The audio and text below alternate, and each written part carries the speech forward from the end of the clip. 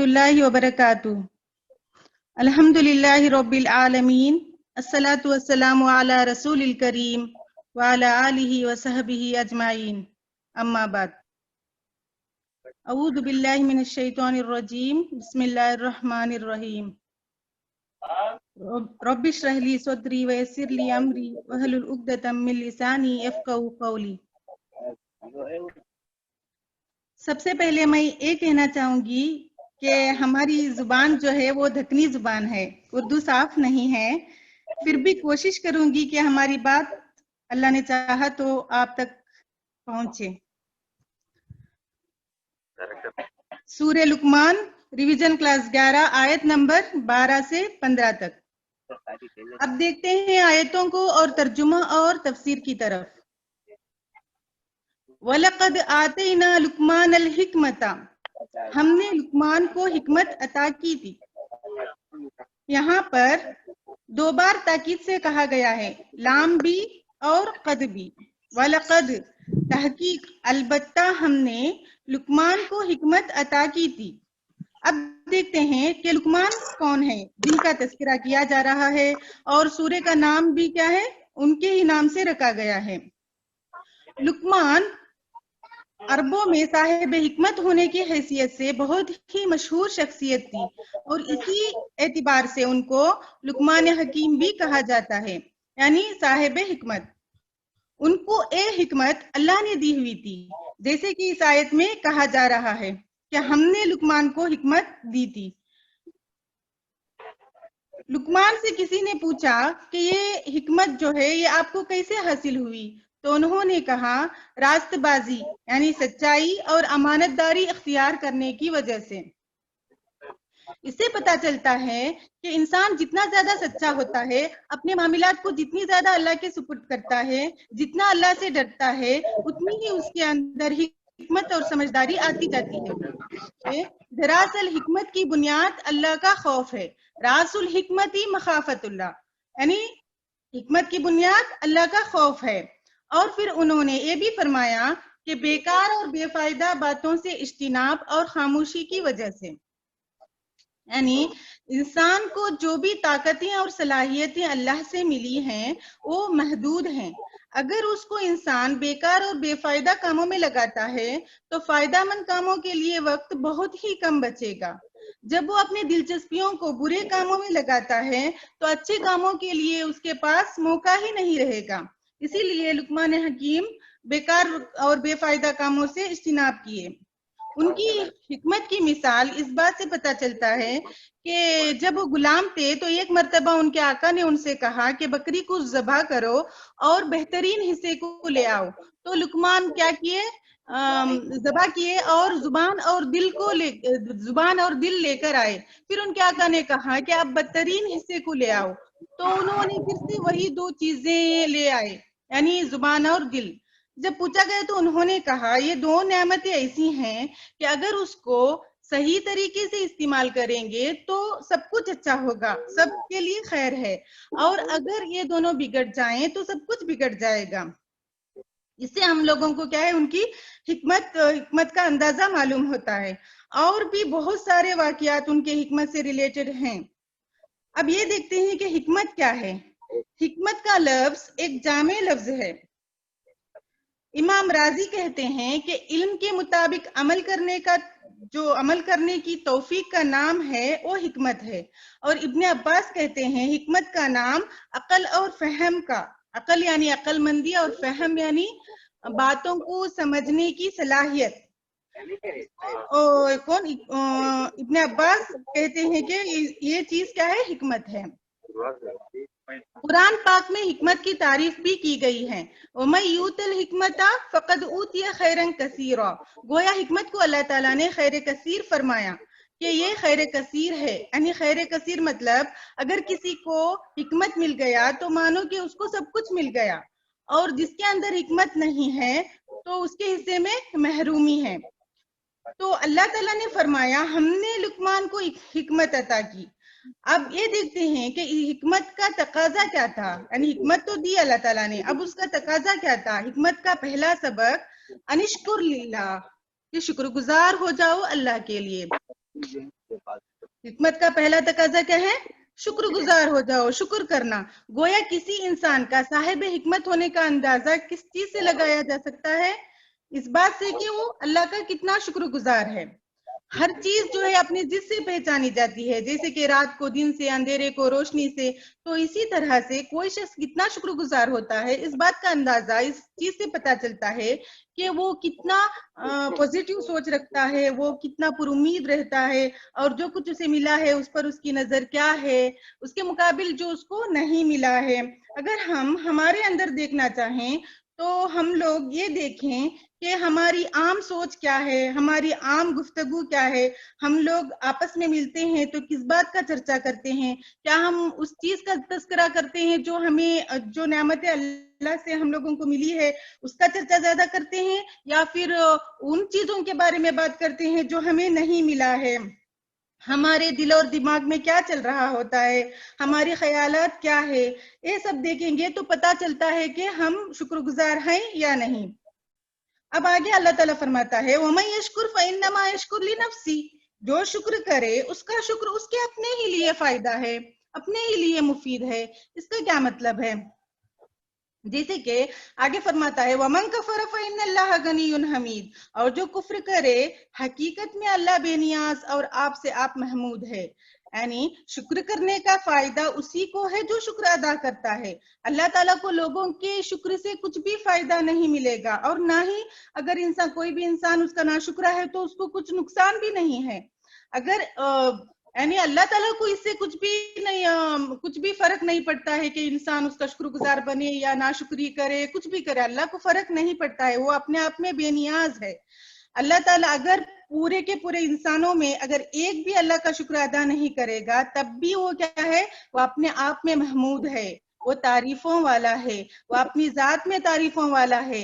आसमान और जमीन में जो कुछ भी शय मौजूद है, वो अपने वजूद के साथ अल्लाह ताला की तारीफें खुद ब खुद कर रही हैं। इंसानों की तारीफ का जो है अल्लाह ताला मोहताज नहीं है, बल्कि इंसान अगर तारीफ करेगा तो उसका फायदा इंसान को ही मिलेगा। क्या फायदा मिलेगा? एक, सबसे पहले नंबर 1 में है नामतों का बका, यानी नामत उसकी बाकी रहती है। अगर वो शुक्र अदा करता है अल्लाह का, तो उसको जो अल्लाह की तरफ से नामतें मिली है वो बाकी रहती है। और दूसरा फायदा क्या है? दूसरा ये कि वो नामत सिर्फ बाकी रहती है, बल्कि वो ज्यादा होती है। जैसे कि अल्लाह ताला दूसरी जगह फरमाता है, लइन शकरतुम मजीदन्नकुम, जो मेरा शुक्र अदा करेगा मैं मजीद दूंगा, मैं बढ़ा चढ़ा कर दूंगा और ज्यादा दूंगा।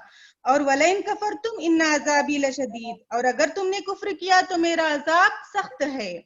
तो क्या है? तो यहाँ पे पता चलता है कि हमारा शुक्र क्या है, हमारे लिए ही फायदा है। अगर शुक्र करे तो हमारे नेमतों में क्या है, डबल ट्रिपल ज्यादा होता जाएगा, मल्टीपल होता जाएगा। तो फायदे में कौन रहेगा? शुक्र करने वाला, ना कि अल्लाह ताला। अल्लाह ताला को तो कुछ भी फायदा नहीं है। अगर यहाँ पे सवाल पैदा होता है, जब अल्लाह ताला बेनियाज है, अल्लाह ताला को हमारे शुक्र से कोई फर्क नहीं पड़ता है, तो फिर अल्लाह ताला क्यों बताया कि यहाँ पे शुक्र करो? बस अल्लाह ताला जो है वो साबित करना चाहता है कि कौन उसके फर्माबरदार हैं, कौन उसके वफादार हैं, और कौन उसके नमक हराम हैं, कौन गद्दार हैं, कौन नाशुक्री करने वाले हैं। इस चीज को वो साबित करना चाहता है ताकि उसका बदला दे सके, और साबित करने के लिए अल्लाह ताला ने फरमाया, बस उतना ही है।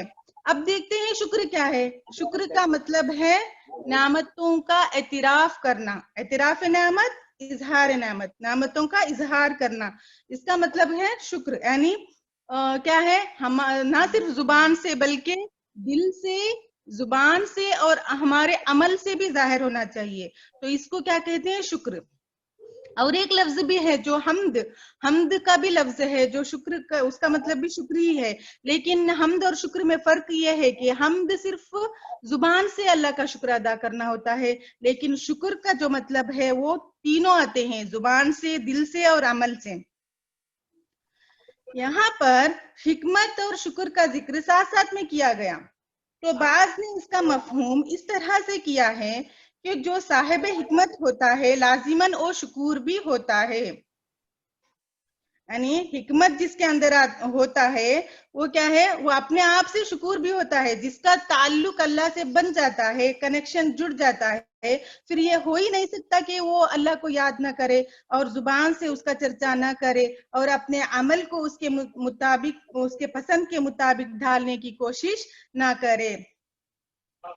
उसके बाद लुकमान का अपने बेटे को नसीहत है। वइद क़ाल लुकमान लिइब्निही, और जब कहा लुकमान ने अपने बेटे से, वहुवा यईज़ुहु, और वो उसको नसीहत कर रहा था। यहाँ पे नसीहत, नसीहत यानी अच्छी बात को इस अंदाज से बताना कि सुनने वाले का दिल नरम पड़ जाए और दिल पर असर अंदाज हो। अब हम सब अपनी नसीहतों को, अपने बातों की तरफ गौर करें कि क्या हमारी नसीहतें बच्चों के दिल पर असर करती हैं या फिर क्या है, उनके कानों से टकरा के वापस हो जाती हैं। तो क्या है, लुकमान हकीम एक समझदार इंसान थे, तो उनका एक एक एक्शन, एक एक उनकी बात काबिले गौर और काबिले तवज्जो है। यही वजह है कि अल्लाह ने उनको चुना, उनका जिक्र किया, मिसाल बयान की, क्या है वो, ताकि वो क्या है, हमारे लिए सबक हो। जाहिर तौर पर हम लोगों को दिखता है कि लुकमान हकीम अपने बेटे के लिए कह रहे हैं, बेटे को नसीहत कर रहे हैं, लेकिन असल में क्या है, वो हमारे लिए सबक है, ताकि हम लोग उससे नसीहत हासिल करें। उनका एक एक अंदाज, उनके एक एक अंदाज से हम लोग सबक हासिल करके हम लोग भी वैसे ही करें। वहुवा यईज़ुहु, और वो उसको वास कर रहे थे, नसीहत कर रहे थे। क्या वास कर रहे थे? या बुनैया, ऐ मेरे बेटे। यहाँ पे हम लोगों को पता चलता है कि सबसे पहले उन्होंने क्या कहा, या बुनैया, ऐ मेरे बेटे। या मतलब क्या है, हर्फे निदा है। यहाँ पर हम देखेंगे नसीहत करने का अंदाज, सबसे पहले क्या है, प्यार से बुलाना, ऐ मेरे बेटे। हमारा ख्याल होता है कि हम प्यार से बुलाएंगे तो क्या होगा, बच्चे हो या हमारे स्टूडेंट्स हो हमारे सर पे चढ़ जाएंगे, फिर संभालना मुश्किल हो जाएगा, है कि नहीं। लेकिन क्या है, अल्लाह ताला ने लुकमान की किस अंदाज को पसंद किया, ऐ मेरे बेटे, ऐ मेरे बच्चे। जाहिर है कि लुकमान का बेटा छोटा तो नहीं हो सकता है, क्योंकि आगे जाकर उनको अकायद के अलावा नमाज, सबर और अम्र बिल मारूफ, नहीं अनिल मुनकर और भी बहुत सारे अरकानों की वसीयत करते हैं। इससे हमें मालूम होता है कि उनका बेटा अभी छोटा नहीं था, यानी उन पे नमाज फर्ज हो चुका था, वो बड़ा ही बच्चा था। लेकिन फिर भी उन्होंने स्टार्टिंग में क्या कहा, या बुनैया, ऐ मेरे बेटे। तो इससे हम लोग क्या सबक लेना है कि जब हम लोग बच्चों को, हमारे स्टूडेंट्स को नसीहत करेंगे तो क्या है, प्यार से बुलाना होता है, चाहे बच्चा छोटा हो या बड़ा हो। तो बुलाने के अंदाज भी क्या है, बहुत ही इंपॉर्टेंट है। या बुनैया ला तुशरिक बिल्लाह, अल्लाह के साथ किसी को शरीक ना करना। इन्ना शिर्क लजुल्मुन अज़ीम, बेशक शिर्क बहुत बड़ा जुल्म है।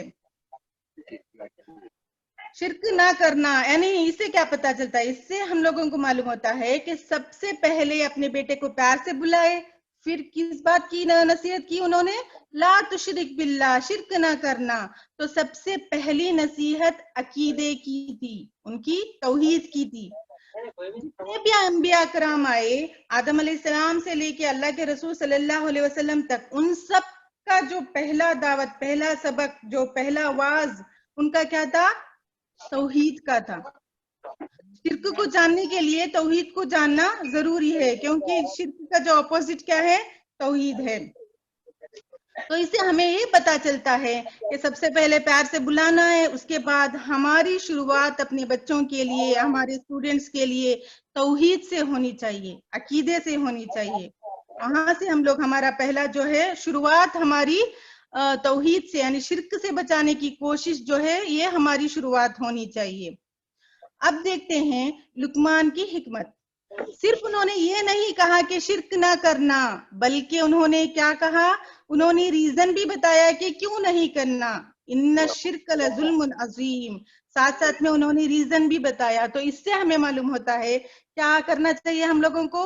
आमतौर पर हम बच्चों को क्या है, सिर्फ ऑर्डर देते रहते हैं, ये ना करो, वो ना करो।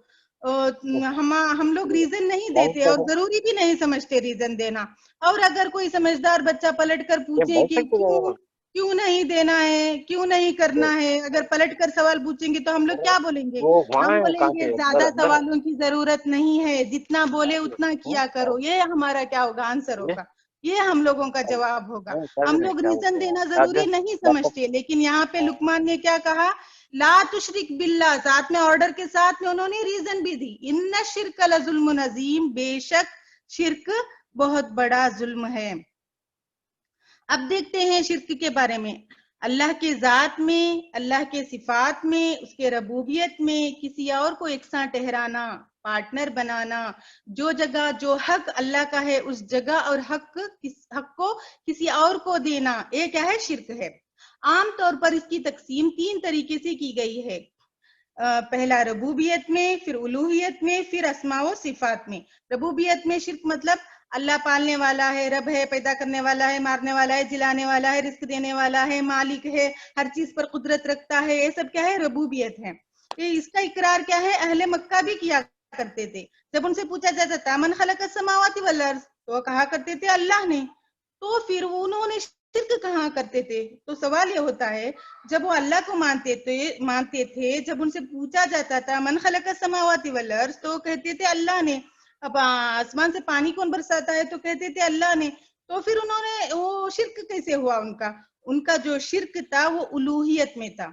जब इबादत करने की बारी आती तो क्या करते थे वो लोग? किसी और को माबूद करार देते थे।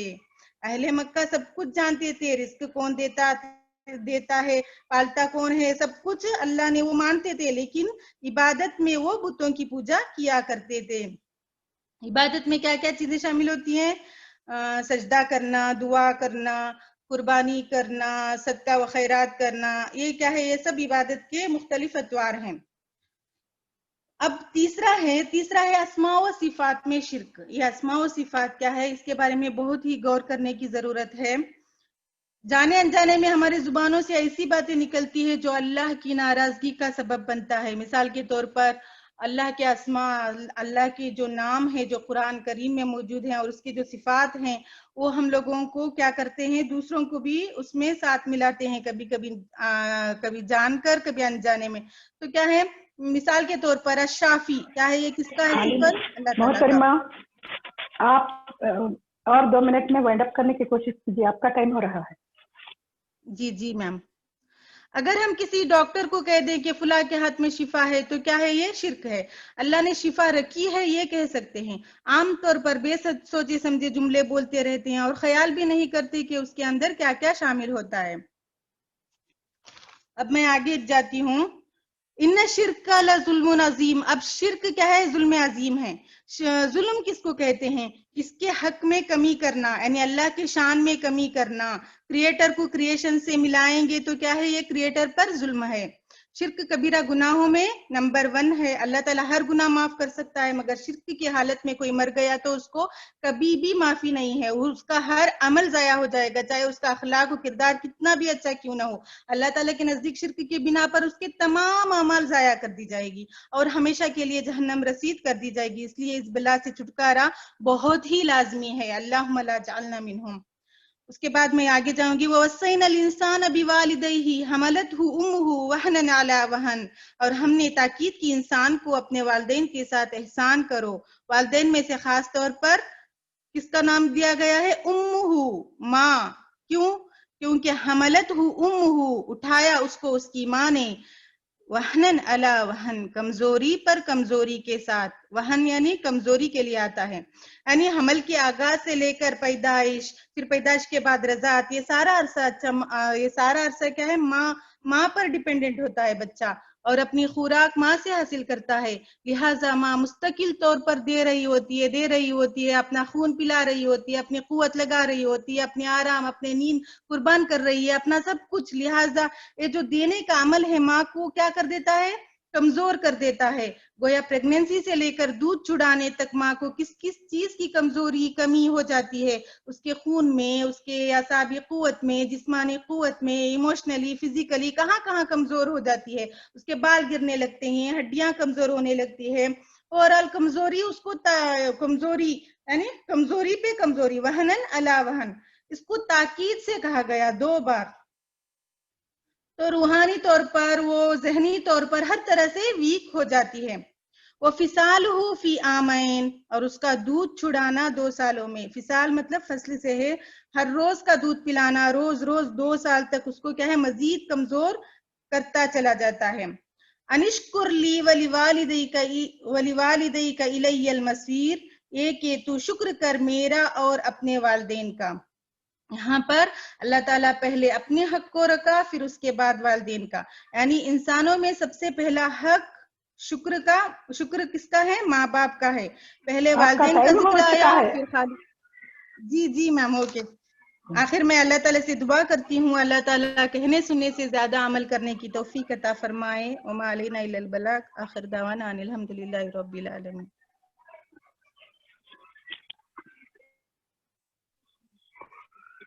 دوسرے نمبر پر کون ہے؟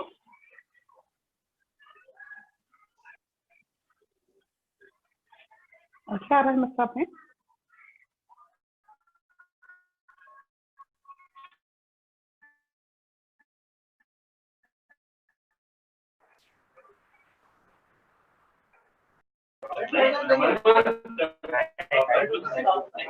بشرا صاحب شروع کیجیے.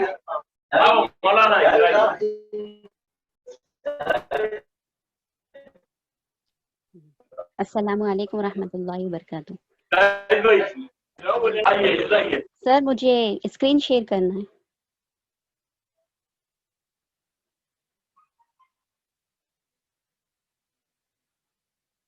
السلام علیکم. جی جزاک اللہ.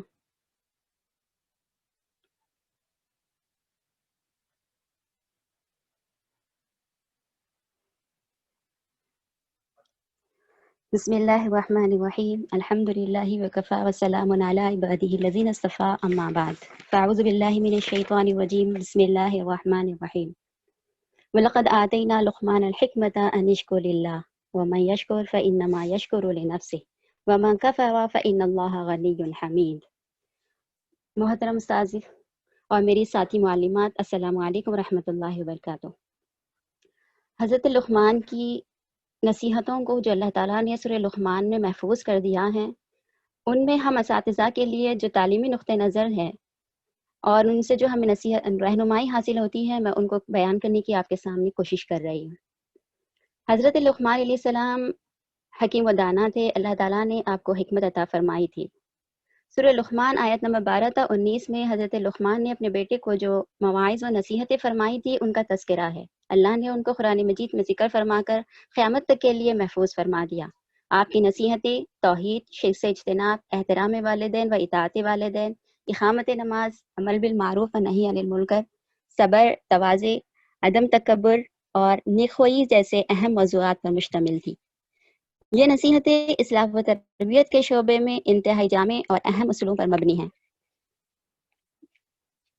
مطلوع آیت میں اللہ کا ارشاد ہے کہ ہم نے حضرت لقمان کو حکمت عطا کی اور میرا شکر ادا کرنے کا حکم دیا. بعض مفسرین نے انشکر لی کو حکمت کی تفسیر قرار دیا ہے، گویا اللہ کا شکر گزار ہونا سب سے بڑی حکمت ہے. آگے فرمایا کہ وَمَن یشکر فإنما یشکر لنفسہ، کہ شکر گزاری کرنے میں شاکر کا ہی فائدہ ہے کہ اس سے نعمتوں میں اضافہ ہوتا ہے.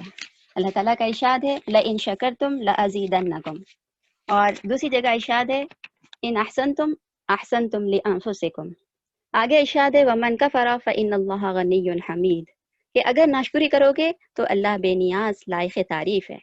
ہماری شکر گزاری سے، اطاعت و فرمانبرداری سے اللہ کی شان میں اضافہ ہوتا ہے، نہ ہی ہماری ناشکری اور نافرمانی سے کوئی کمی ہوتی ہے. جیسا کہ ایک طویل حدیث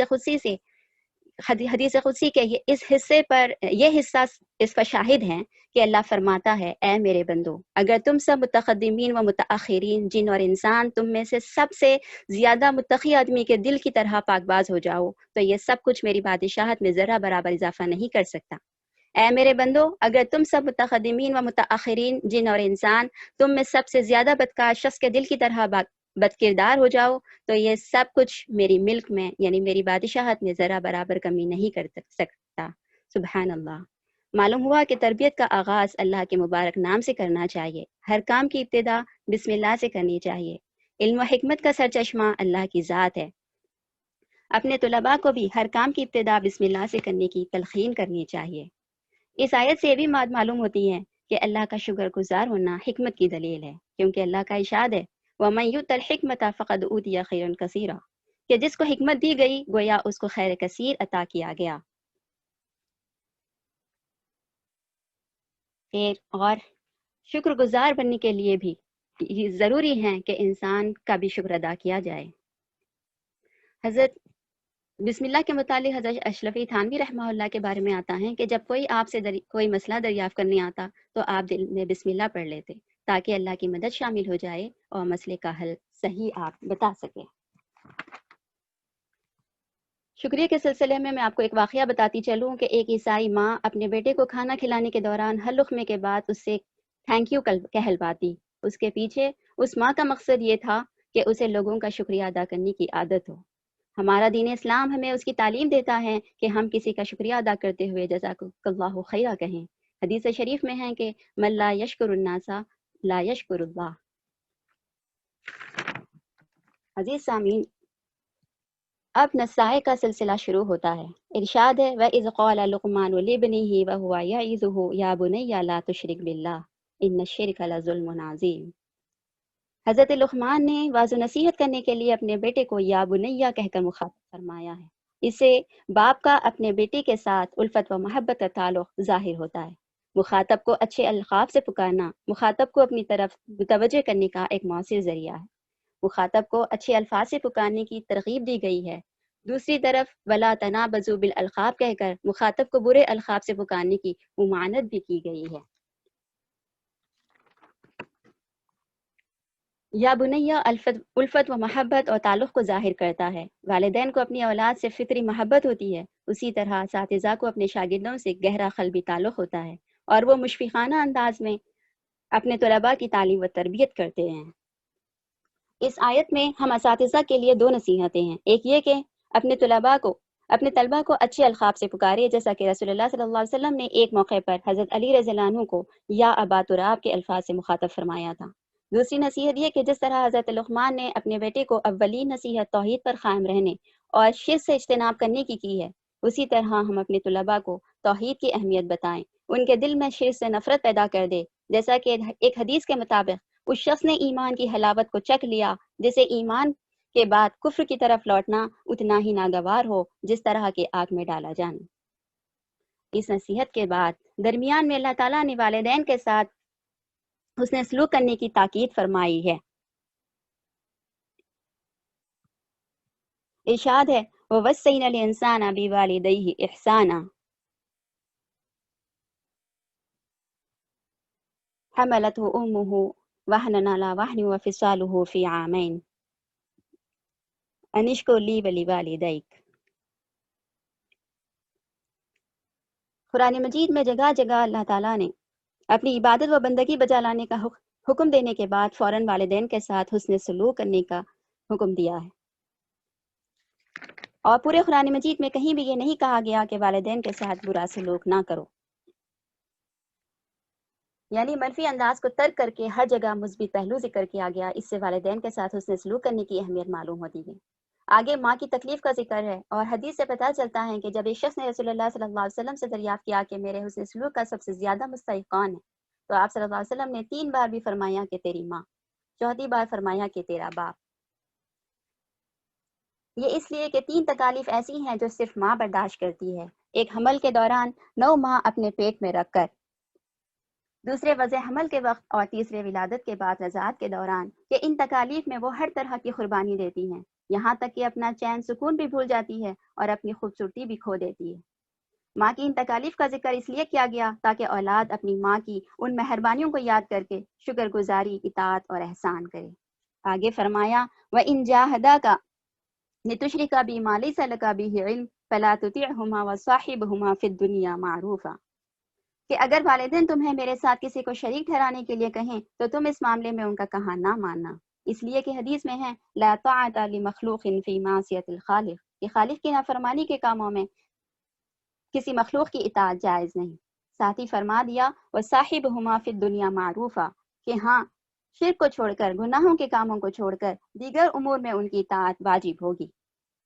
یہ اس لیے فرمایا کہ کہیں اولاد اس معاملے میں نافرمانی کرتے ہوئے دیگر امور میں بھی نافرمانی نہ کرنے لگے۔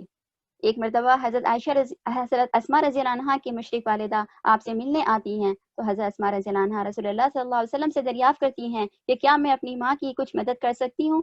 تو آپ صلی اللہ علیہ وسلم فرماتے ہیں کہ ہاں، معلوم ہوا کہ والدین اگر مشرک بھی ہوں تو ان کے ساتھ حسن سلوک کرنا واجب ہے، مثلا ان کی خدمت کرنا، ان کی مالی امداد کرنا وغیرہ۔ آگے ارشاد ہے وَاتَّبِعْ سَبِيلَ مَنْ أَنَابَ إِلَيَّ، کہ جو میری طرف رجوع ہوا ہے اس کے راستے کی اتباع کرو، یعنی اہل ایمان کی پیروی کرو۔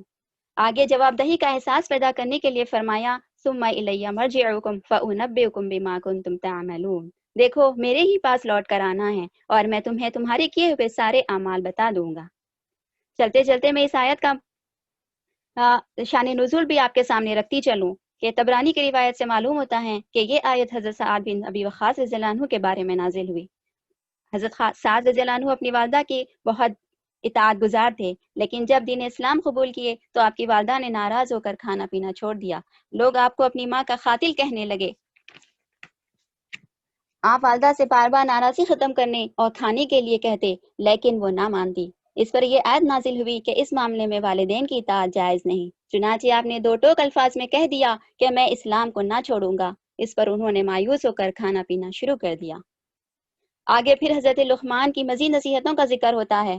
عقیدہ و ایمان کی تعلیم کے بعد حضرت لقمان نے اللہ کی مزید صفات کا ذکر فرمایا تاکہ ایمان مضبوط ہو اور یقین کامل پیدا ہو۔ فرمایا یا بنی انہا ان تک مثقال حبۃ من خردل فتکن فی صخرۃ او فی السماوات او فی الارض یأتی بہ اللہ ان اللہ لطیف خبیر، یعنی آسمان و زمین اور ان کے اندر موجود ساری چیزوں پر اللہ کا علم بھی محیط ہے اور سب پر اس کی قدرت بھی کامل ہے۔ کوئی چیز چاہے وہ بہت چھوٹی ہی ہو اور انتہائی تاریکی میں ہو اس کی نظروں سے نہیں چھپ سکتی۔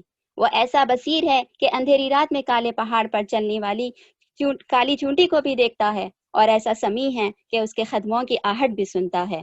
سبحان اللہ۔ حدیث میں اللہ کی قدرت کو بہت بہترین طریقے سے بیان کیا گیا ہے، جس کا مفہوم یہ ہے کہ اگر سارے لوگ ایک میدان میں جمع ہو کر بیک وقت اللہ سے اپنی اپنی مطلوبہ چیزیں مانگے تو اللہ تمام کو ان کے سوال کے مطابق عطا کرے۔ اس کے باوجود اللہ کے خزانوں میں اگر کمی ہوگی تو اتنی ہی جتنا کہ سمندر میں سوئی داخل کر کے نکالنے پر سمندر کے پانی میں ہوتی ہے۔ سبحان اللہ۔ یعنی ہم کو معلوم ہے کہ سمندر سے جب سوئی باہر نکالی جاتی ہے تو اس کے کو لگے خطرے بھی پانی میں سمندر میں گر جاتے ہیں۔ حضرت موسیٰ علیہ السلام نے فرعون کے دربار میں اللہ کا تعارف اس طرح فرمایا قال رب السماوات والارض وما بینہما، پھر فرمایا ربکم ورب آبائکم الاولین، آگے فرمایا رب المشرق والمغرب۔ اس سلسلے میں سورہ نمل رکو نمبر 5 بھی بڑی اہمیت کا حامل ہے کہ اس میں اللہ معبود برحق کی صفات گنائی گئی ہیں، لہٰذا اساتذہ کے لیے اس میں یہ نصیحت ہے کہ اللہ کا تعارف اس کی قدرت و صفات کے ذریعے اس طرح کرائیں کہ طلباء کو معرفت رب حاصل ہو جائے، انہیں یقین کامل حاصل ہو جائے۔ اس آیت سے یہ بھی معلوم ہوتا ہے کہ جب اللہ سے کوئی چیز مخفی نہیں تو یقیناً ہماری ہر حرکت اور ہر عمل اللہ کی نظر میں ہے، اور قیامت کے دن ہم ان کو میزان میں موجود پائیں گے، جیسا کہ اللہ کا ارشاد ہے فَمَن يَعْمَلْ مِثْقَالَ ذَرَّةٍ خَيْرًا يَرَهُ وَمَن يَعْمَلْ مِثْقَالَ ذَرَّةٍ شَرًّا يَرَهُ۔ دوسری جگہ ارشاد ہے وَنَزَعُ الْمَوَازِينَ الْقِسْطَ لِيَوْمِ الْقِيَامَةِ فَلَا تُظْلَمُ نَفْسٌ شَيْئًا، خواہ وہ نیکی یا بدی کسی مکان میں، محل میں، خلے میں، پتھر کے سوراخ میں، آسمانوں کے کونوں میں، زمین کی تہ میں، کہیں بھی ہو، اللہ تعالیٰ سے مخفی نہیں۔ مسند احمد کی حدیث میں ہے کہ رسول اللہ صلی اللہ علیہ وسلم فرماتے ہیں اگر تم میں سے کوئی شخص کوئی علم پر عمل کرے کسی بے سوراخ کے پتھر کے اندر جس کا نہ کوئی دروازہ ہو، نہ کھڑکی ہو، نہ سوراخ ہو، تاہم اللہ تعالیٰ اسے لوگوں پر ظاہر کر دے گا، خواہ کچھ آپ بھی کا عمل ٹائم ہو ہو چکا ہے، یا بد۔ آپ کا ٹائم ہو چکا ہے، 1 منٹ میں کمنڈ اپ کر دیجیے، آپ پورا لہٰذا کنکلوڈ کر اساتذہ دیجیے۔ کو چاہیے کہ اس آیت کی روشنی میں اپنے طلباء کو اللہ کو حاضر و ناظر جاننے اور ہر وقت اس کا انتظار رکھنے کی تلقین کرے، کھلے اور چھپے اپنے اعمال کا جائزہ لینے کی تلقین کرے کہ کیا وہ اللہ کے سامنے ان کو لے کر پیش ہو سکتا ہے۔ حدیث میں ہے حاسبوا قبل ان تحاسبوا، کیونکہ آخرت کی جواب دہی کا احساس ہی تمام برائیوں سے دور رکھتا ہے۔ میں اپنی بات کو یہیں ختم کرتی ہوں کیونکہ وقت ختم ہو چکا ہے۔ السلام علیکم ورحمۃ اللہ وبرکاتہ۔ جزاکم اللہ خیرا۔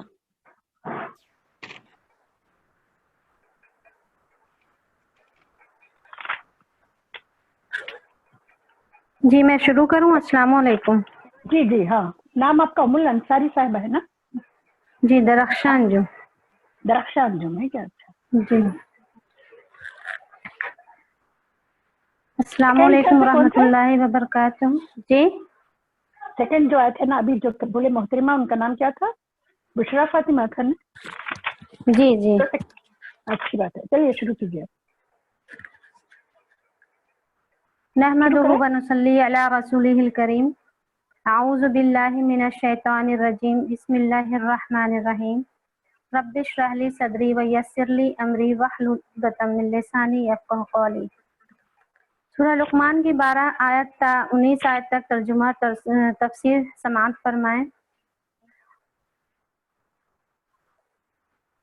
وَلَقَدْ آتَيْنَا لُقْمَانَ الْحِكْمَةَ أَنِ اشْكُرْ لِلَّهِ وَمَنْ يَشْكُرْ فَإِنَّمَا يَشْكُرُ لِنَفْسِهِ وَمَنْ كَفَرَ فَإِنَّ اللَّهَ غَنِيٌّ حَمِيدٌ. اور ہم نے لقمان کو حکمت عطا فرمائی کہ اللہ کے شکر گزار رہو، اور جو شکر گزار رہے گا تو اپنے ہی لیے رہے گا، اور جو ناشکری کرے گا تو اب اللہ بے نیاز و ستودہ صفات ہے. سب سے پہلے میں مختصر میں یہ واضح کرنا چاہتی ہوں کہ حضرت لقمان علیہ السلام کون تھے. بعض نے ان کو حبشی نسل قرار دیا ہے، محمد بن اسحاق نے ان کو سیدنا ابراہیم کے نسل سے ملایا ہے، بعض لوگوں نے ان کو نبی قرار دیا ہے، لیکن مذہب جمہوریہ کی یہ نبی نہیں بلکہ ایک حکیم تھے. عرب کے لٹریچر سے بھی اسی بات کی تائید ہوتی ہے، اور قرآن نے بھی ان کا ذکر ایک حکیم ہی کی حیثیت سے کیا ہے. بعض شعراء نے اپنے شعروں میں ان کی اس نصیحت کی طرف بھی اشارہ کیا ہے جس کا حوالہ قرآن نے دیا ہے. بعض مورخین نے ان کو بادشاہ مانا ہے، بادشاہ نہ صحیح لیکن ان کو سرداری کا منصب ضرور حاصل تھا. شعراء جاہلیت سے نے جس انداز سے ان کا ذکر کیا ہے اس سے معلوم ہوتا ہے کہ ان کو یمن میں اپنے قبیلے پر ایک قسم کی سرداری حاصل تھی. انہوں نے اپنے بیٹے کو جو نصیحتیں فرمائی ہیں ان سے بھی معلوم ہوتا ہے کہ انہوں نے یہ نصیحتیں اس کو سرداری کی ذمہ داریاں سونپتے وقت ہی کی ہیں. حضرت لقمان علیہ السلام کی حکمت اور ان کی ان حکیمانہ نصیحتوں کا حوالہ ہے ان آیتوں میں جو انہوں نے اپنے سعادت مند فرزند کو فرمائی ہیں، اور ان کے حوالے سے مقصود اہل عرب کے سامنے خود ان کے حکمہ اور ان کی حکمت کو پیش کر کے یہ دکھانا ہے کہ تمہارے اندر جن لوگوں کو اللہ تعالیٰ کی حکمت و معرفت میں سے کچھ حصہ ملا، انہوں نے بھی اپنے متعلقین کو انہی باتوں کی تعلیم دی جن کی تعلیم حکمت کتاب دے رہی ہے. لیکن بدبختی و محرومی یہ ہے کہ لوگ اپنے آباء و اجداد کی اندھی تقلید پر تو نازاں ہیں جنہوں نے بے سوچے سمجھے شیطان کی پیروی کی، لیکن اپنے ان اصلاح کی حکمت سے کوئی فائدہ نہیں اٹھایا، جنہوں نے زندگی کے حقائق پر سنجیدگی سے غور کیا اور اپنے قول و عمل سے اپنے بعد والوں کے لیے نہایت پاکیزہ روایت چھوڑی. حضرت ابن عباس رضی اللہ عنہ سے روایت ہے کہ آیت وَلَقَدْ آتَيْنَا لُقْمَانَ الْحِكْمَةَ سے مراد یہ ہے کہ ہم نے لقمان کو حکمت یعنی عقل اور ذہانت دی تھی سوائے نبوت کے. امام ترمذی رحمۃ اللہ علیہ نے روایت کیا ہے کہ رسول صلی اللہ علیہ وسلم نے فرمایا کہ لقمان علیہ السلام بہت سوچ و وچار کرنے والے بندے تھے، اچھا گمان رکھنے والے، زیادہ خاموش رہنے والے، اللہ کی محبت رکھنے والے. اللہ تعالیٰ نے بھی ان سے محبت فرمائی اور ان پر حکمت کے ساتھ احسان فرمایا. ہم نے لقمان کو حکمت عطا کی تھی کہ اللہ کا شکر گزار رہو. جو کوئی شکر کرے اس کا شکر اس کے اپنے ہی لیے مفید ہے، اور جو کفر کرے در حقیقت میں اللہ بے نیاز اور آپ سے آپ محمود ہے. تو یہاں سے آغاز ہوتا ہے لقمان علیہ السلام کا اپنے بیٹے کے لیے نصیحت اور تربیت کی اہمیت کا بیان. جو بنیادی باتیں ہیں، حکمت کا اولین ثمر اللہ تعالیٰ کی شکر گزاری ہے. اللہ اپنے جس بندے کو اس دولت سے برہمند کرتا ہے اس کا اولین اثر تو جو اس پر مترتب ہوتا ہے وہ یہی ہے کہ وہ اپنے رب کا شکر گزار بندہ بن جاتا ہے، اور یہی شکر تمام حقوق اللہ اور تمام حقوق العباد کی معرفت کی بنیاد ہے. اسی کا ذکر سورہ فاتحہ میں بھی آیا ہے کہ الحمدللہ رب العالمین. تمام تر تعریفیں اور شکر اللہ ہی کے لیے ہیں جو تمام جہاں کا رب ہے. حضرت داؤد علیہ السلام، حضرت سلیمان علیہ السلام اور ذوالقرنین کے واقعات کے سلسلے میں بھی اس حقیقت کی طرف مفید اشارات گزر چکے ہیں. اس آیت سے یہ معلوم ہوتا ہے کہ کسی شخص کے صاحب حکمت اور حکیم ہونے کی اولین شناخت یہ ہے کہ اس کے اندر اپنے رب کی شکر گزاری ہو، اور اگر یہ چیز نہ ہو تو وہ بالکل کھوکھلا ہے، اگرچہ وہ علم و فلسفہ کا کتنا ہی بڑا ماہر اور امام کیوں نہ سمجھا جاتا ہو۔ وہ یہ نہ گمان کرے کہ اللہ تعالیٰ نے بندوں سے اپنی شکر گزاری کا جو مطالبہ کیا ہے یا اس کو جو اس نے پسند فرمایا ہے تو اس میں اس کا کوئی نفع ہے، بلکہ اس کو اس نے بندوں ہی کے نفع کے لیے پسند فرمایا ہے۔ جو شخص خدا کا شکر گزار رہتا ہے وہ دنیا اور آخرت دونوں میں اپنے لیے اللہ کی نعمتوں کو بڑھاتا رہا ہے۔ اللہ کا معاملہ تو وہ ہر چیز سے بے نیاز ہے، نہ کسی کی شکر گزاری سے اس کا کوئی نفع پہنچتا ہے اور نہ کسی کی ناشکری سے کوئی نقصان۔ ساتھ ہی وہ حمید بھی ہے، یعنی تمام اعلیٰ صفات سے متصف، اور یہ تمام صفات اس کی ذات ہے، نہ ان میں کوئی اضافہ کر سکتا ہے نہ کمی۔ اس کے احسانات کی قدر کرے یا نہ قدری، لیکن اس دنیا میں اپنے رزق کا فضل وہ کسی کو محروم نہیں کرتا، اپنے رزق کے فضل سے وہ کسی کو محروم نہیں کرتا۔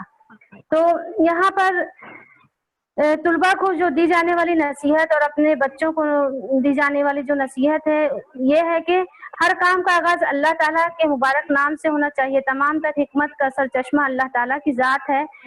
رسول صلی اللہ علیہ وسلم فرماتے ہیں کہ حکمت کا سب سے اونچا سرا اللہ تعالیٰ کا خوف ہے۔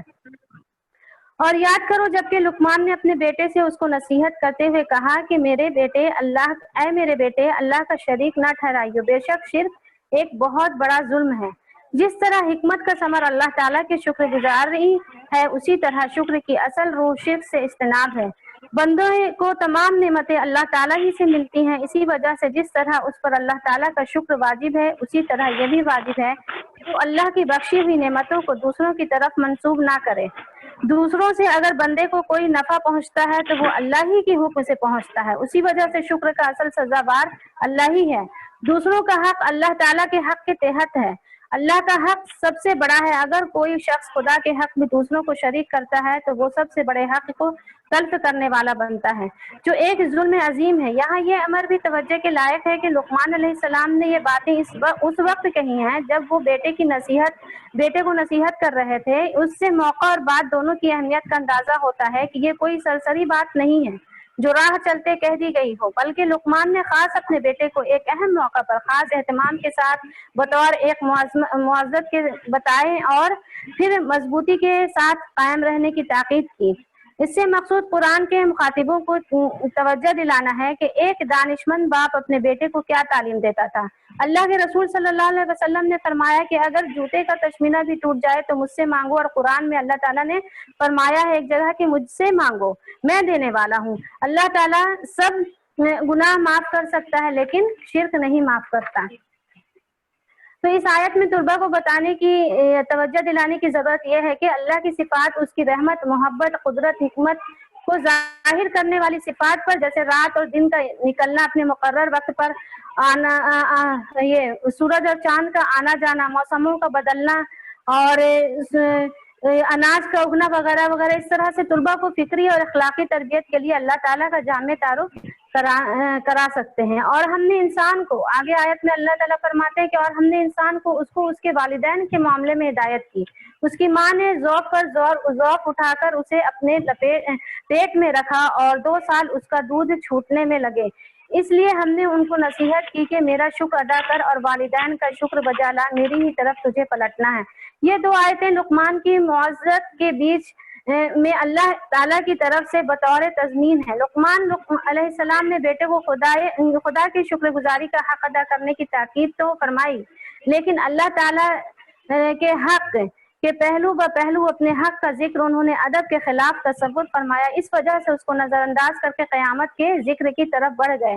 یہ بات انہوں نے ادبن کی اور ان کی تواضع شان بات یہی تھی، لیکن خدا کے حق کے بعد فطرت کی تربیت میں سب سے بڑا حق والدین کا ہے۔ اس وجہ سے اللہ تعالیٰ نے لقمان علیہ السلام کے اس چھوڑے ہوئے خلا کو اپنی طرف سے بھر دیا، فرمایا کہ ہم نے انسان کو اس کے والدین کے باب میں ہدایت کی۔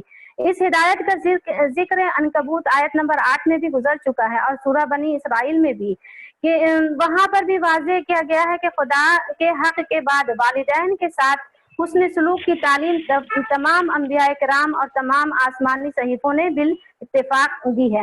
اللہ تعالیٰ نے اپنی شکر گزاری کے ساتھ انسان کو اس کے والدین کی شکر گزاری کی ہدایت فرمائی۔ اس سے معلوم ہوتا ہے کہ انسان کے اوپر خدا کے بعد سب سے بڑا حق اس کے والدین کا ہے، اس لیے کہ وہی اس کے وجود میں آن اور پرورش پانے کا ذریعہ بنتے ہیں۔ والدین سے بڑا کسی کا حق بھی نہیں ہے، لیکن یہ حق شکر گزاری اور خدمت کا ہے، نہ کہ عبادت کا۔ اگر والدین اس بات کے لیے اولاد پر دباؤ ڈالیں کہ وہ کسی چیز کو بے دلیل خدا کا شریک بنائے تو یہ حق ان کو حاصل نہیں ہے۔ اولاد کا فرض ہے کہ اس معاملے میں ان کی اطاعت سے صاف انکار کر دے، یعنی اگر والدین شرک اختیار کرنے کے لیے زور لگائیں تو اس معاملے میں تو ان کی اطاعت نہ کی جائے، لیکن جہاں تک دنیا کا معاملہ ہے اس کے اعتبار ان کے ساتھ حسن سلوک دستور کے مطابق باقی رکھا جائے، ان کی ضروریات حتی الامکان پوری کرنے کی کوشش کی جائے، ان کی ہدایت کے لیے برابر دعا بھی کی جائے، جیسے کہ حضرت ابراہیم علیہ السلام نے اس وقت تک اپنے باپ کے لیے دعا جاری رکھی تھی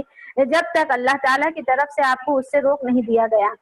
ایک چیز قابل غور کرنے کی یہ ہے کہ جہاں تک شکر گزاری اور خدمت کا تعلق، اس کی ہدایت تو باپ اور ماں دونوں کے لیے فرمائی ہے، لیکن قربانیاں اور جاں فشانیاں جو ہے صرف ماں کی گنائی ہے، باپ کے کسی قربانی کا حوالہ نہیں دیا ہے۔ فرمایا ہے کہ اس کی ماں نے اس کو اٹھایا، دکھ کے بعد دکھ اٹھا کر، اور پھر اس کا دودھ چھڑانا ہوا 2 سالوں کے اندر۔ یہاں حمل، ولادت اور رضاعت تینوں مراحل کی طرف اشارہ ہے۔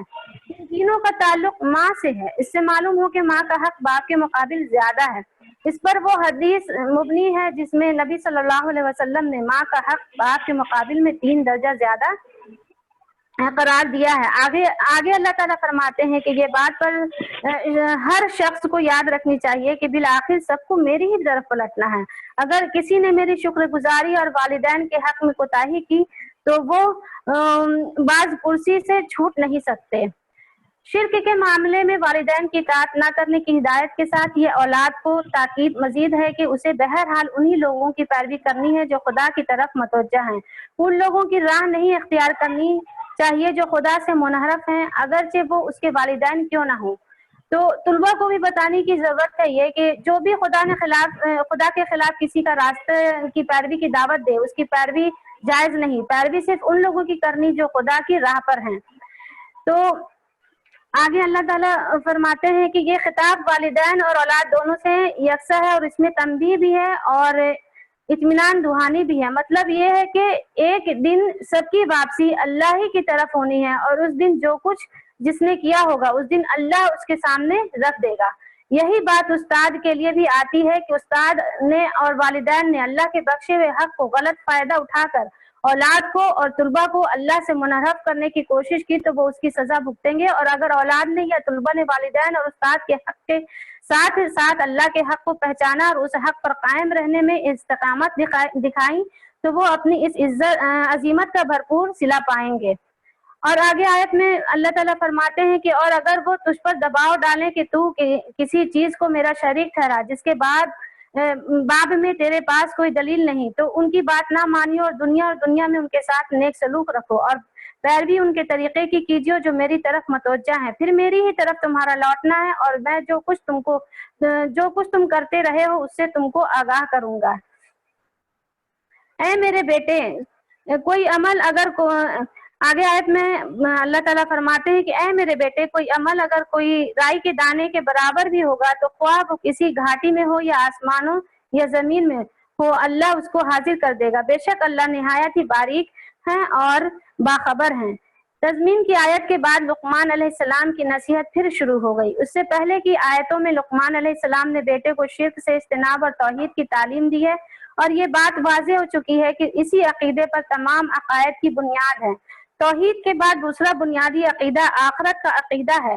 اس آیت میں آخرت سے متعلق ان کا معززہ حوالہ ہے۔ فرمایا کہ اے بیٹے اگر رائی کے دانے کے برابر بھی کوئی عمل کسی کا ہوگا تو خواہ وہ کسی پہاڑی یا گھاٹی کے اندر ہو یا لامتناہی یا ناپیدا کنار فضاؤں اور آسمانوں میں ہو یا زمین کی تہوں کے بتوں میں ہو، جہاں کہیں بھی ہوگا، طلباء کے لیے یہ بتانے کی ضرورت ہے کہ خدا قیامت کے دن اس کو حاضر کر دے گا، یعنی کہ ہر ایک چیز اللہ تعالیٰ قیامت کے دن ظاہر کر دے گا۔ اور اللہ نہایت باریک بھی اور نہایت باخبر ہے. جو پتا پیڑ سے نہیں گرتا اللہ اس کو بھی جانتا ہے. اللہ تعالیٰ کے احاطے علم سے ذرہ ذرہ اس اللہ کے سامنے ظاہر ہو جائے گا. اس دن قیامت کے دن سب کے سامنے ظاہر ہو جائے گا. سبحان اللہ. اے میرے بیٹے، آگے آیت میں اللہ تعالیٰ فرماتے ہیں کہ اے میرے بیٹے نماز کا اہتمام رکھو، نیکی کا حکم دو اور برائی سے روکو، اور جو مصیبت تمہیں پہنچے اس پر صبر کرو، بے شک یہ باتیں عظیمت کے کاموں میں سے ہیں. اللہ تعالیٰ کے شکر کی تعلیم دینے کے بعد 1 منٹ میں آپ کنکلوڈ کیجیے. 1 منٹ ہے. جی، جو اثر نمایاں ہونا چاہیے اس کی ہدایت فرمائی. اس سلسلہ میں سب سے اول نماز کو لیا، اس لیے کہ اللہ تعالیٰ کے شکر کا سب سے اول اور سب سے بڑا مظہر نماز ہی ہے. فرمایا کہ اے میرے بیٹے نماز قائم کرو، نماز کا اہتمام کرو، مطلب کہ نماز خود بھی پڑھو اور اس کو اہتمام بھی کرو، یعنی خود بھی نماز کی پابندی کے ساتھ ساتھ لوگوں کو ابھارو نماز کے لیے. اور خدا کی شکر گزاری ہی کا دوسرا پہلو ہے جو بندے کو خلق سے مربوط کرتا ہے. نماز بندے کو اس کے رب سے جوڑتی ہے. اور شارٹ وقت نہیں ہے اس لیے میں تھوڑا یہ اس بات کی طرف اشارہ ہے کہ امر بالمعروف اور نہیں عن المنکر کی یہ راہ کوئی آسان راہ نہیں ہے. جب اس فرض کو ادا کرنے کے لیے اٹھو گے تو ہر قدم پر تمہیں راہ مشکلات و مصائب سے روندھی ہوئی نظر آئے گی. اگر صبر نہیں ہوگا تو ایک قدم بھی آگے نہیں بڑھ سکتے. اگر اس راہ کی یا راہ بازیاں جتنی ہیں تو ضروری ہے کہ جو کچھ پیش آئے اس کا پوری عظیمت سے مقابلہ کریں، یعنی کہ صبر کے ساتھ. اور نماز سے صبر بھی حاصل ہوتا ہے، اس لیے پہلے نماز کو پڑھیں اور اس کے لیے ابھارے لوگوں کو، اور صبر کے ساتھ اپنے قدم کو جمائے رہیں ہر حالات سے لڑنے کے لیے، اور ڈھیلے ڈھالے ہاتھوں سے نہیں اس کام کو انجام دے بلکہ ایک دم پختہ ارادہ کے ساتھ ہر پریشانی کا سامنا کرے، چاہے وہ کسی طرح کی بھی پریشانی ہو. اور اس کے ساتھ میں اپنی بات ختم کرنا چاہوں گی کیونکہ وقت نہیں ہے. وآخر دعوانا الحمدللہ رب العالمین. جزاک اللہ. اور اب کون ہے اس کے بعد؟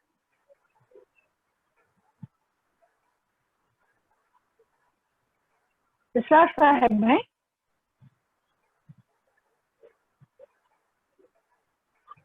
ہلو، اس کے بعد کون ہے؟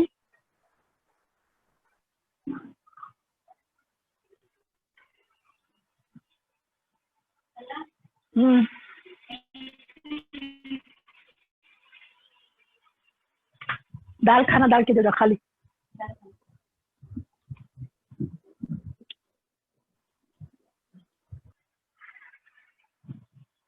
ہلو، کون ہے آگے بولیے. جی السلام علیکم. تین ہی لوگ رہتے نا. آپ ہی کا ہی ہے تبصرہ ان پر. نہیں، 3 اور کوئی آنے والے تھے. 4 تھے نا. 3 ہی ہے، 3 ہی کا نام ہے. شمیمہ کا اور ایک نہیں آئے ہیں انہوں بھی، ان کو فون کیا تھا میں، انہوں نے اٹھایا تو آگے بڑھ سکتے. جی تو اب 3 ہیں. جی جی جی ہاں 3 ہی 3 تھے. سب سے پہلے جو کیے وہ تھے، ان کا نام تھا مسرت آدم صاحبہ. الحمدللہ رب العالمین والصلاۃ والسلام علی رسولہ الکریم وعلی آلہ وصحبہ اجمعین. الحمدللہ آپ تینوں نے ہی آج کے آیتوں کا بہت اچھا تجزیہ کیا. سب سے پہلے میں یہ بات کہنا چاہوں گی کہ آج کی آیتیں بہت تفصیل طرف بھی تھیں اور جو ہے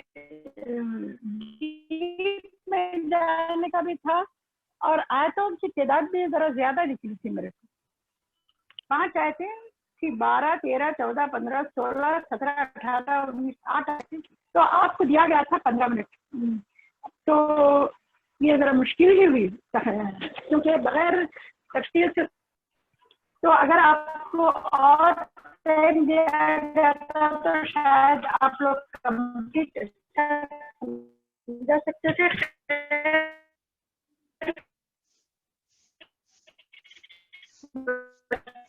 آدم صاحبہ نے سے پہلے جو ہے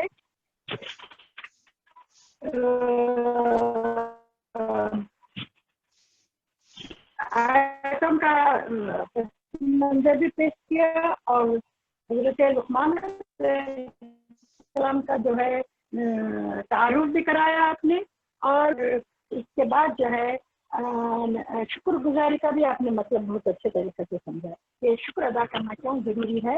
ये आयत समझाने में आपने ज्यादा टाइम ले लिया, क्योंकि यहाँ पर आपने सारी चीजों को बहुत ही अच्छे तरीके से अल्फाज के मतलब इस तरह का मीनिंग समझाते हुए आगे बढ़े अगर तो शुक्रिया। और उसके बाद आप कहते हैं उसका भी आपने समझाया, और ये भी कहा कि या बुनैया कहकर जो मुखातिब क्या बात थी कि जब भी मुखातिबत की तवज्जो को अपनी तरफ मरकूज करना होता है उसको अपनी तरफ करने चाहिए। अगर हम ऐसे ही रफ लहजे में उसको पुकारेंगे बोलेंगे तो ये अच्छी बात नहीं है। तो ये बात भी आपने अच्छे तरीके से समझाई। फिर शिर्क किसको कहते हैं वो भी आपने कहा, और शुक्र अदा करने से क्या होता है और कुफ्र करने से यानी नाशुक्री करने से क्या होता है के बारे में भी आपने बोला। बहुत अच्छा बताया कि हम जो है तारीफ जबर अमल ये ठीक चीजें, ये भी हम इस पर अमल करने के लिए अच्छे तरीके से बता सकते हैं कि आपने ज़बान अमल बल्कि होना तो ऐसा है दिल जबान अमल। पहले दिल में शुक्र के जज्बात पैदा होते हैं, फिर जबान से ये जज्बात जबान पर अल्फाज बनकर निकलते हैं, फिर उसको अमल में लाया जाता है। शुक्र अदा नहीं होता। ये आपने बहुत अच्छे तरीके से कहा कि लुकमान ने अपने बेटे की नसीहत इतनी पसंद थी कि उसको साफ है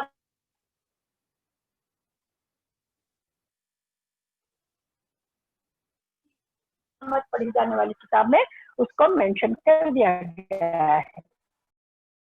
तो और फिर आपने उसके बाद है आप दूसरी आयत की तरफ आए तो इंसान अभी वालिदैन की तरफ नहीं लगे। कोई वसीयत या नसीहत की तरफ किसी को नसीहत करता है तो उसके दिल में बेटे के लिए जिस तरीके से नसीहत बल्कि तकरीबन तमाम इंसानियत के लिए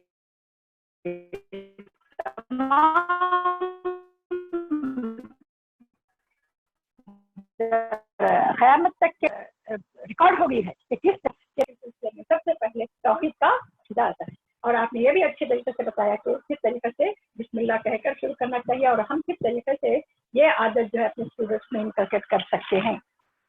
और फिर आपने ये भी बताया कि किस तरीके से जो है माँ का दर्जा जो है 3 हिस्से कैसा रज़ात हमल और विलादत इस तीनों आपने बताया है कि इस दर्जा 3 गुना ज्यादा है कि वो माँ का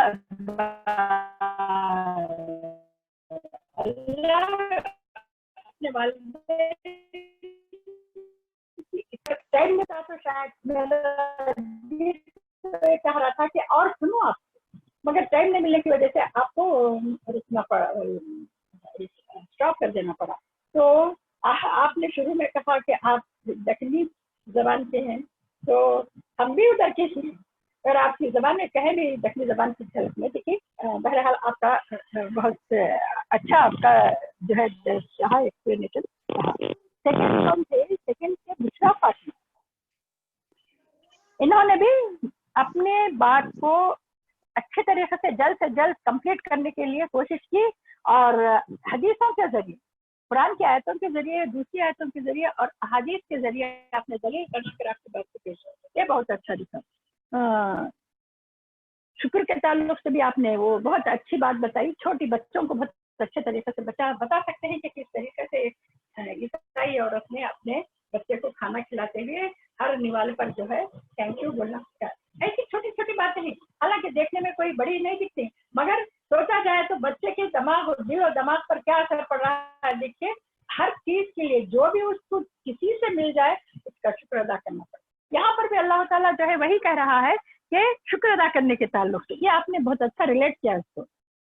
ये भी आप यहाँ ये भी आपने बात बताई कि या बुनैया, यानी आपने भी वही बात बताई। ये बात जरूरी भी है कि किस प्यार और मोहब्बत से जो है लुकमान अलैहिस्सलाम अपने बेटे को बुला रहे हैं। इससे क्या है, बाप और बेटे में जो मोहब्बत है, जो प्यार है, उसका ज़हूर हो रहा है। ये सब बातें हम नोट करते हुए आगे बढ़ेंगे तो ही हम जो है आयतों में तदब्बर कर सकेंगे। बहुत अच्छे तरीके से आपने बताई। और ये भी कहा कि आपने कि यहाँ पर बाप अवलीन में रहे हैं वो है शिर्क से और जुल्म भी आप दे रहे थे, फिर उसको कंप्लीट नहीं किया आपने। शिर्क जुल्म, वो जुल्म कहते हैं उसको कि किसी चीज को उसका मुकाम ना दिया जाए जिसका वो हकदार। एक्चुअली जुल्म यही है, जुल्म का डेफिनेशन है। तो अल्लाह की तौहीद को वैसा होना चाहिए कि तौहीद का अकीदा, अल्लाह की वहदानियत को जिस तरीके से हम उस मुकाम पर रखना चाहिए, अगर वो ना करें, किसी को शिर्क कर दे, तो ये जो है बहुत बड़ा जुल्म होता है। फिर उसके बाद आपने वालिदैन के नेक सलूक करने की जो आयत है उसका भी आपने अच्छा एक्सप्लेनेशन दिया।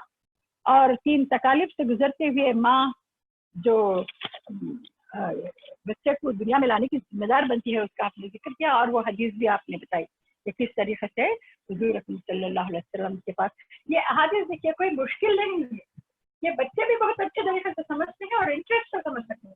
आपने कहा कि अपने बच्चों को और हमारे स्टूडेंट्स को जो है, जब आप ये कोई भी सबक समझाते हैं, कहाँ पर भी अगर मौका मिल जा रहा है वालिदैन के ताल्लुक से बोलने का, तो आप ये हदीस सुना दें कि किस तरीके से आप सल्लल्लाहु अलैहि वसल्लम ने 3 मरतबा माँ का दर्जा बताया, फिर किसका पूछा गया तो बाप का बताया।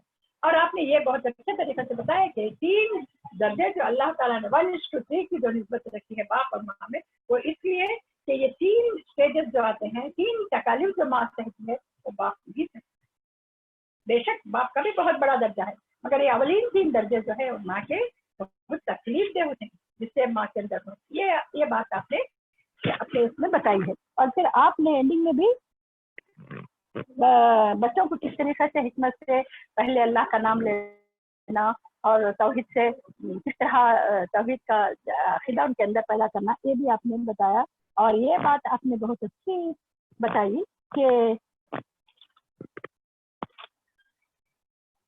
तलबा अपने बच्चों को नहीं, हिकमत का सबसे ऊंचा तरह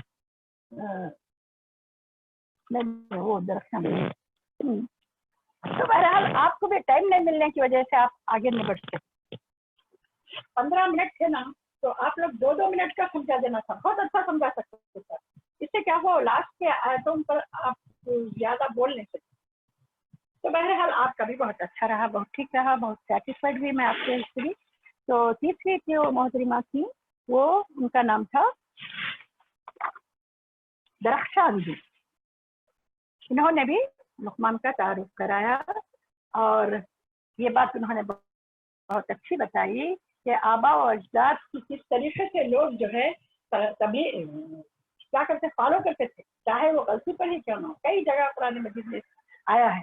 तो यहाँ पर ये बताना चाह रहे थे वो कि लुकमान जो अपने बेटे को नसीहत कर रहे हैं, उस नसीहत को फॉलो करना है।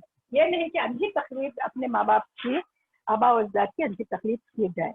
और आपने हिकमत का भी डेफिनेशन दिया कि हिकमत किसे कहते हैं। अक्ल और जहानत को